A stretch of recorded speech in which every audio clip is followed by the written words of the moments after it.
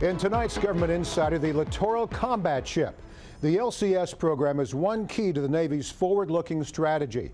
The goal is to develop a more agile vessel that can accomplish a variety of missions in any threat environment. This kind of ship needs to be tough. Dozens are already in use or in production. But do they work as intended?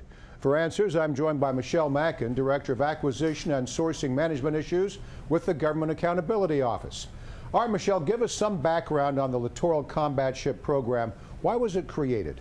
Well, this program was created over 10 years ago as a small, low cost, and I'm talking about $200 million per hull, ship that would have relatively modest combat capability. But the idea is that there would be over 50 of these hulls in the water, and that presence would allow other more capable ships, such as destroyers, to do their more complex missions. All right, ultimately, the Pentagon selected 2 contractors to produce the LCS.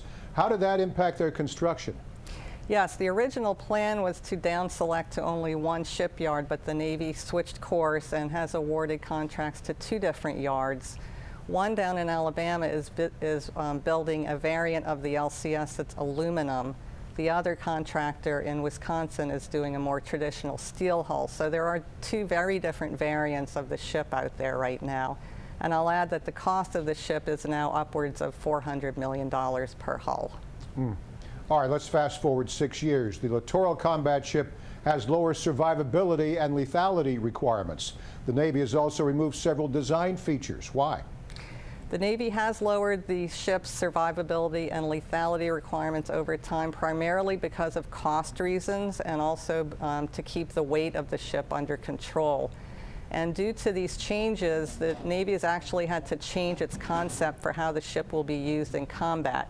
It's going to need to stay out of harm's way more often.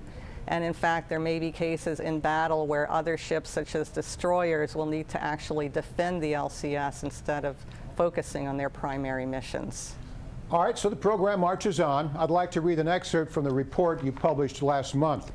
The Navy also has not yet demonstrated that LCS will achieve its survivability requirements and does not plan to complete survivability assessments until 2018, after more than 24 ships are either in the fleet or under construction. Now that's incredible. Basically, the Navy is building 24 very expensive ships without knowing whether or not they can do the job. You tried to get a full picture of how these ships held up in rough sea conditions. What did you discover? The rough sea trials is just one of many tests that need to happen for ships. Both variants actually sustained damage in the rough sea trials. Other tests have not been completed or adequately assessed or addressed yet on one or both variants, and these include surface warfare capabilities and the ship's ability to withstand an underwater explosion. So these key tests haven't taken place, even though, as you mentioned, 26 ships are either under contract or already delivered or under construction at one or both of the yards. The Congress passed a spending bill last month that funds the government through 2016. Did they follow your funding recommendations for the LCS program? No, they didn't. We recommended, as we have for several years now, that Congress slow down the pace of this program or pause it altogether until this testing is complete. In FY16, Congress appropriated $1.3 billion for 3 more ships. However, last month, the Secretary of Defense directed the Navy to reduce the total buy from 52 to 40 ships, and that action is actually consistent with many recommendations we've made to the department over the years. Were you having any problems getting information because of this being classified material?